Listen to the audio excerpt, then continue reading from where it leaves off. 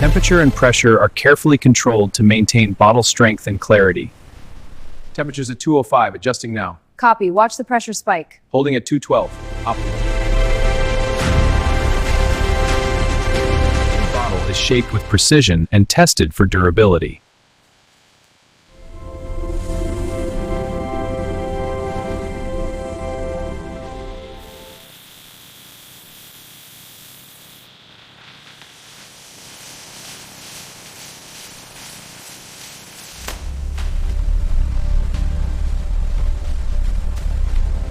Every bottle is checked before leaving the facility. Every bottle is checked before leaving the facility.